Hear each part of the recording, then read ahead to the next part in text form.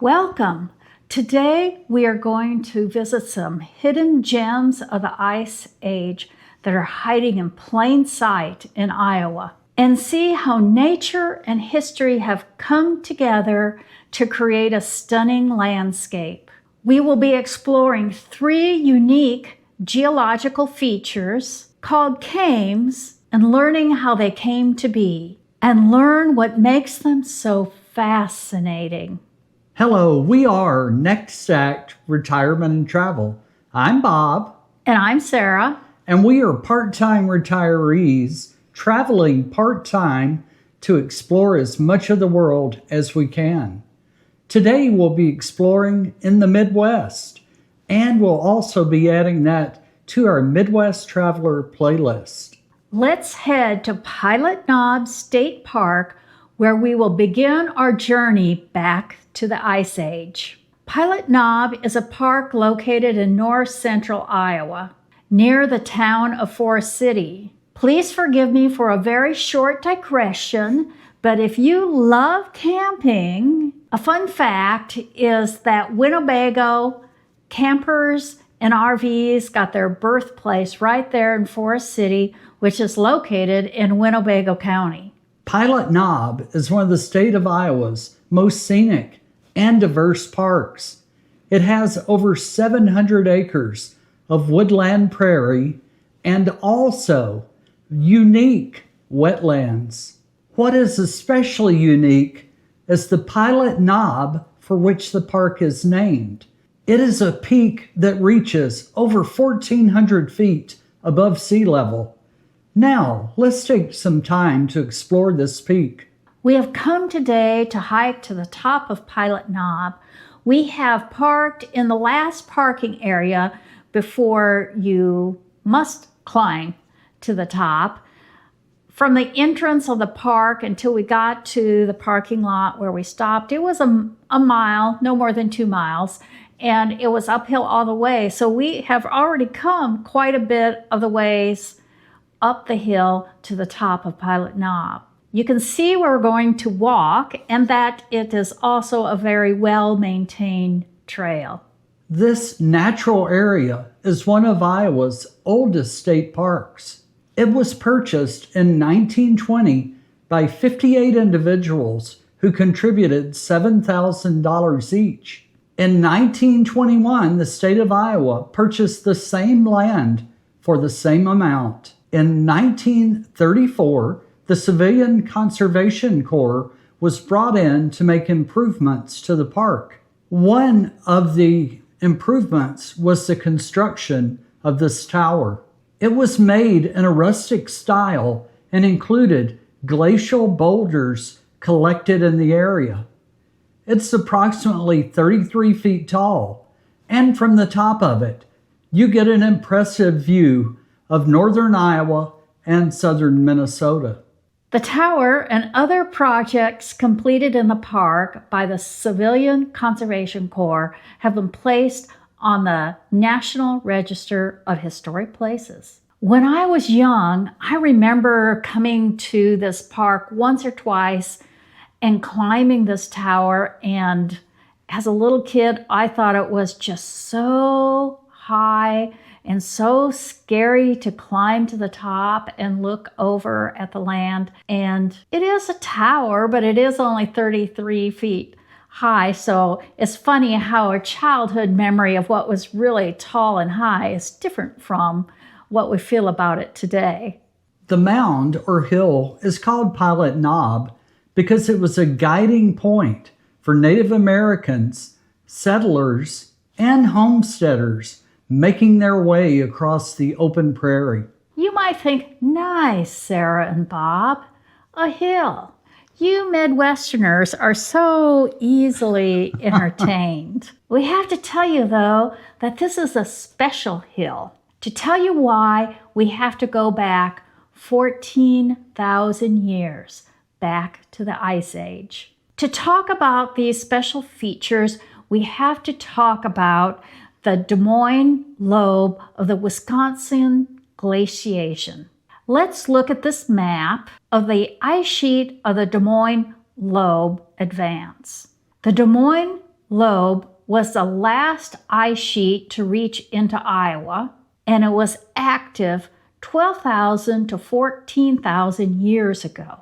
Because it was the last major ice sheet to come down over Iowa, its effects can still be seen across Iowa and its landscape. The edges of the lobe generated the most interesting effects, and the edges on the east and west side created even more interesting effects due to the stagnation of the ice. Pilot Knob exists on the east side of the active area of the Des Moines lobe. Pilot Knob is the product of glacial activity and is known as a kame. Kames are steep-sided hills or mounds formed by debris such as sand, rock, and gravel being carried by melting glacial water. The debris would be washed down and deposited into pockets, depressions, or through crevices into hollows and left behind by the retreating glacier. Once the ice sheet had melted, that pile of debris would be left standing. Unlike other geographic hills that may be formed by bedrock or tectonic shifts, kames are made of entirely loose sediment. It is literally a loose pile of rock, gravel, and dirt. To give you a better picture, we're going to show you a photo of a baby kame discovered in Alaska that is part of a currently melting glacier. It is amazing to think that these kames are the result of debris washing into a low point of some type.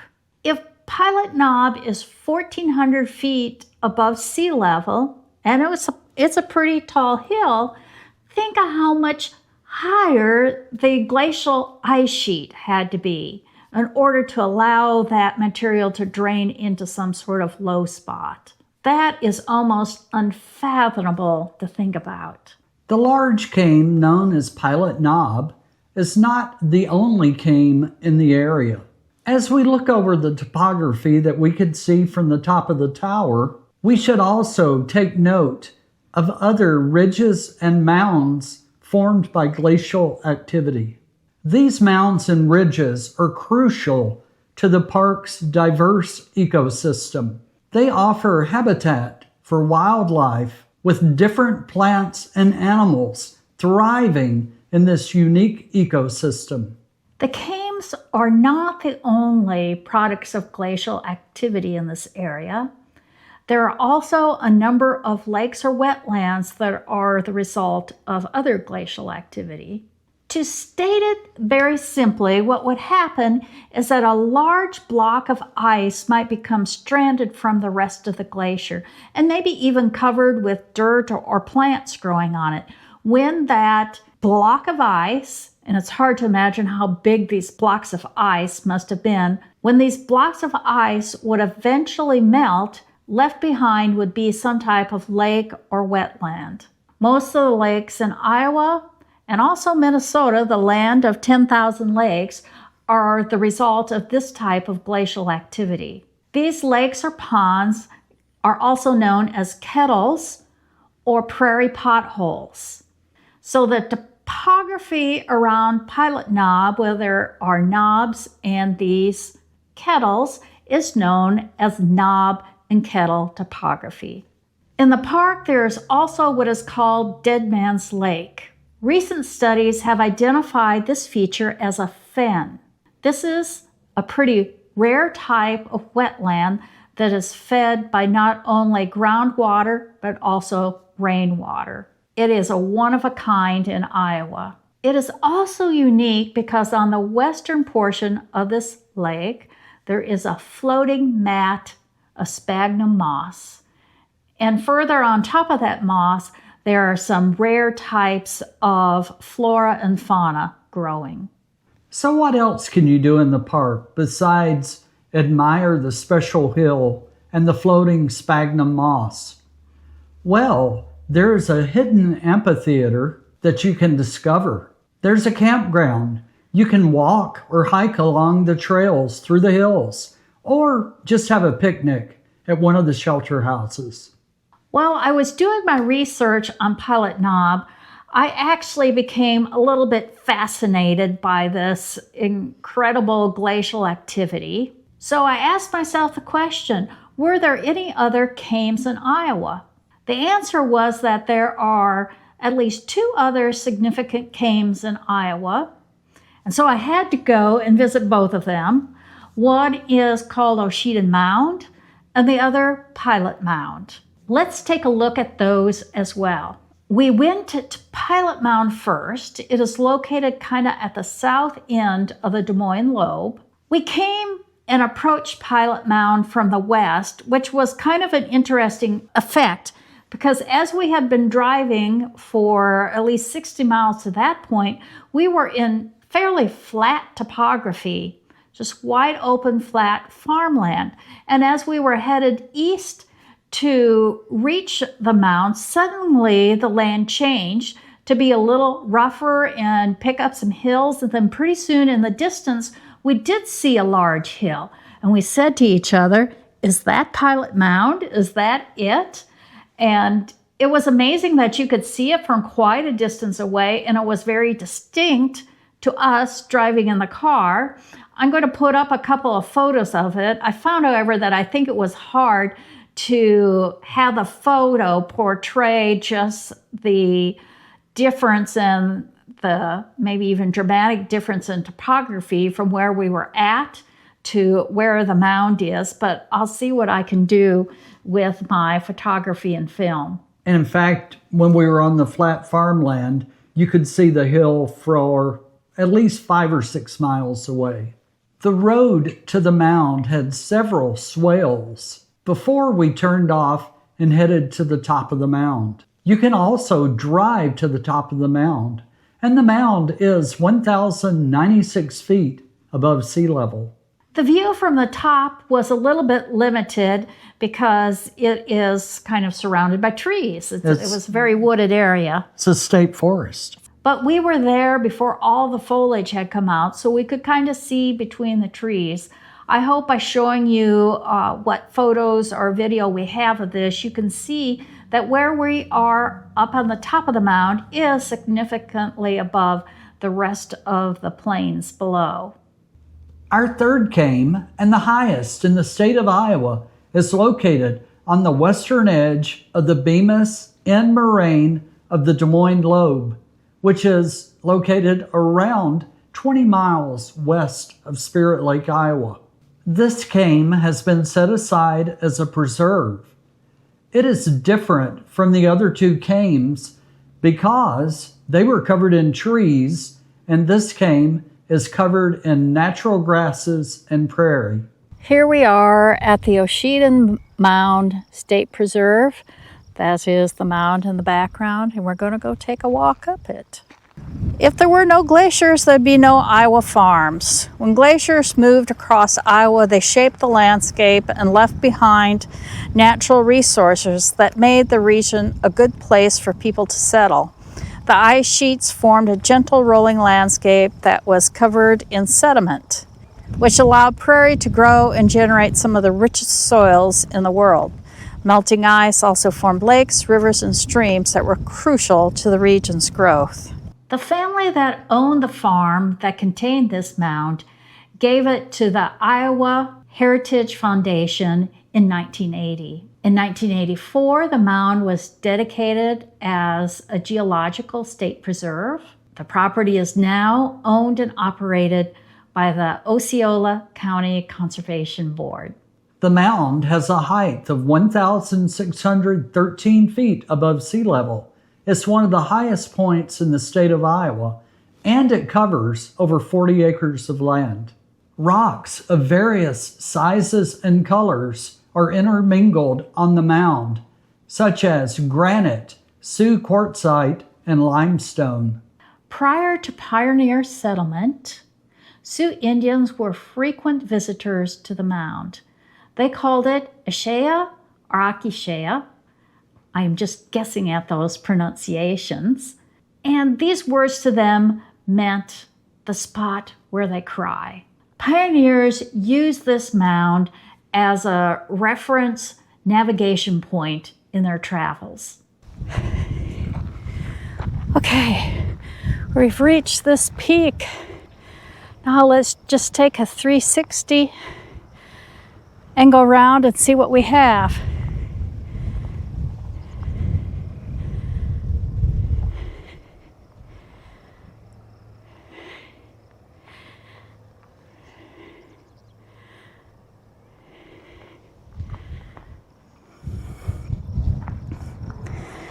Talked about these Kame Hills just being loose sediment.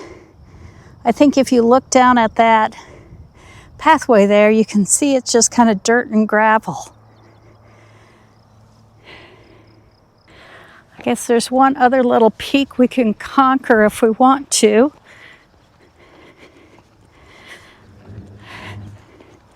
Now that maybe I've caught a little bit of my breath from walking up the other one.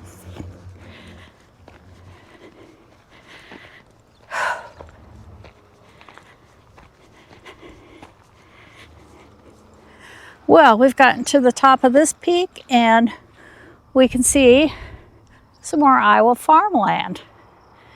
There's where we started, way back down there. We hope that we have made the argument in this video that a hill is not just a hill. It can be special, can have an interesting history in its geological formation, and can have important spiritual and social connection with mankind living on this amazing earth. As we have said, we are part-time travelers making a variety of trips, from cruises to road trips, from local to international. To help you figure out what you'd like to watch, we are organizing our different types of travel or trips into playlists. This video about the Kames of Iowa will be placed under the Midwest Traveler playlist that we have just recently started. I think it's an important point that not everybody can do big international trips. It is okay to take the time and do shorter trips and still learn and explore what is around you. And I think you'll find there's some amazing things in your own backyards. I think that's true. We are finding new things all of the time, and we hope to bring you more of those. If you're interested in history, you may also like to try our video that's under our new Ancestry Travel playlist about my search for my Danish ancestors and us traveling to Denmark to see the farms that they lived on. If you've enjoyed our video, please give us a like, subscribe, and click on the notifications. And as always, we love the comments that you give us, and you can leave those below. And until next time, we say goodbye.